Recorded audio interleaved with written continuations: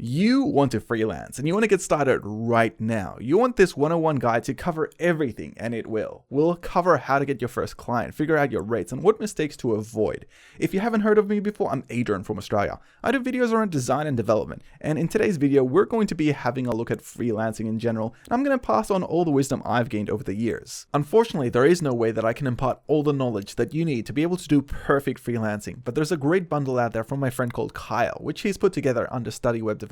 I'm going to link it in the description below, but in that bundle, you pretty much get to learn everything that you need to know in greater detail than you will in this video alone. Everything from writing proposals to closing them, getting clients, and having their objections handled, pricing yourself, and selling your services, as well as outsourcing and improving your conversion rates. For a lot of us, and I know myself included, we want to jump into freelancing straight away. We want to just do it without having to think about the ramifications, but it's not that easy. Doing freelancing is a progression where you build up your client base. So you can't just quit your job immediately and start up just doing freelancing by itself.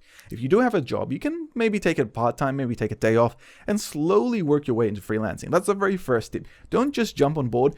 Do it in a progression. This means that as you improve, as you get more clients and more work, then you're going to be able to transition to a freelancing lifestyle. Otherwise, if you don't, then you can always shift back into maybe full-time work or whatever career you're currently in. The reason I say this first is because a decade ago, I made a huge mistake where I pretty much quit my day job and just went straight into freelancing. Now, I'll tell you what happened. Nothing happened. I didn't have any clients. I didn't have any idea what I was doing. And I simply just didn't have a job or any income anymore.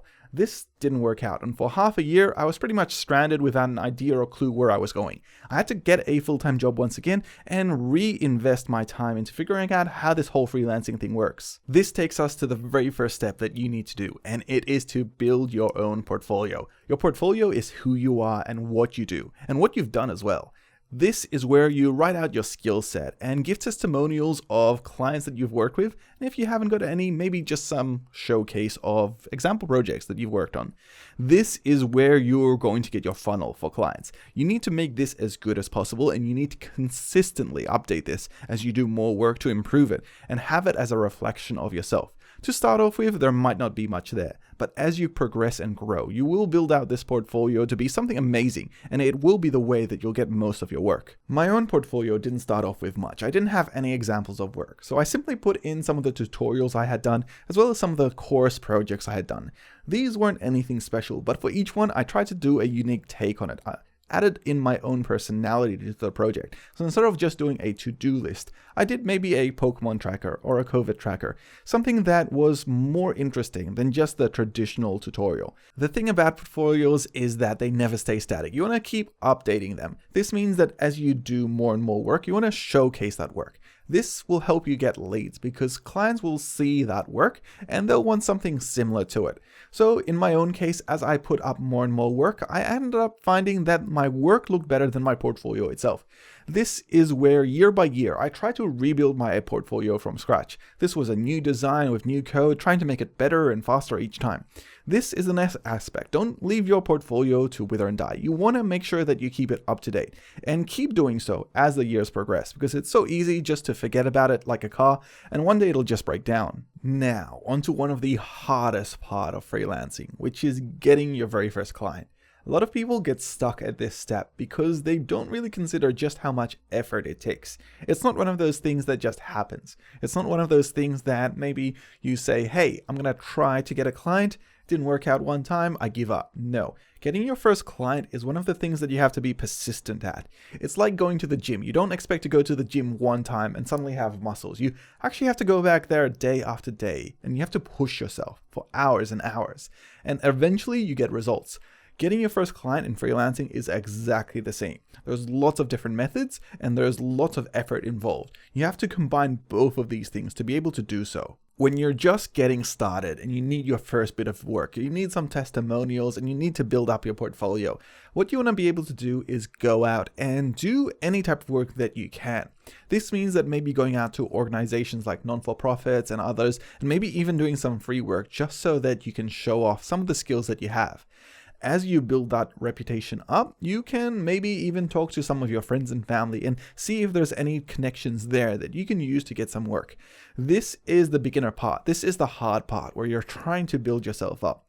There are other ways to do this as well. There are places like social media where you can show off some of the skills that you have, and it's actually possible to get hired through there too, as well as jumping onto sites like Fiverr and just doing some freelancing work there for cheap as well. The fact of the matter is that my entry into web development wasn't all that flashy. I literally asked my mum to help me, and she helped me get a client, which was her own workplace. Then I asked all my friends, and my best mate helped me make his own company's website. For some people, this might be embarrassing, but for me, I was absolutely thrilled. I love web development, and I wanted to do the best job that I can. I started at the very bottom of the ladder, and I worked my way up to the point where now I'm running my own company. Some of the steps that I took to get there was going to every event possible, whether they were networking events or business events or even development events, because there are the places where you're going to meet a lot of people, and having a good network is the way to be able to expand your reach and get more work in general. It's not what you know, it's usually who you know, and this is a common statement that you've probably heard before. And now that I had a portfolio and I had testimonials, they were more likely to work with me when they reached out, rather than before when I had nothing. Next, you have to figure out what you're going to charge when you do freelancing. This is something that a lot of people have trouble with because there are so many different ways to charge.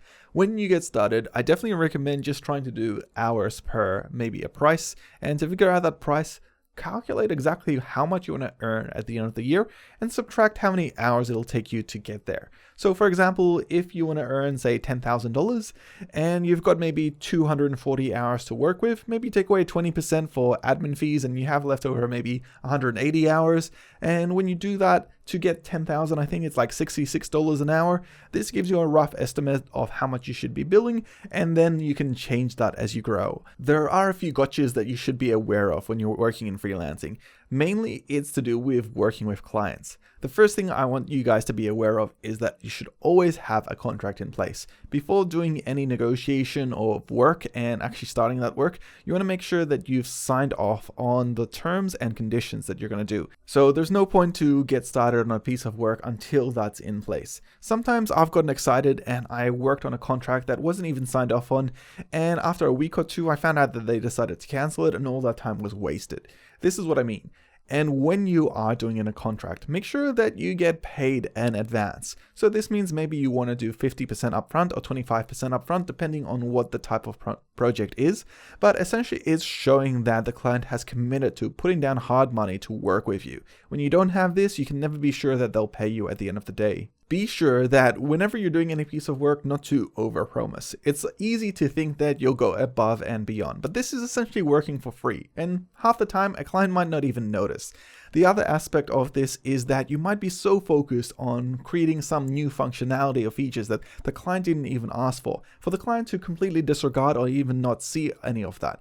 Instead, they might have had an expectation for a different part of the website, which you might not have noticed, and then you'll have to go back on your weekend and try and fix that up. I can't express how many times this has happened to me. Realistically, what I've learned from all of this is the fact that you really need to understand exactly what the client wants and build exactly that. No less, no more. Once you've done this, the client will be happy because you've met them on the same level of what they were expecting.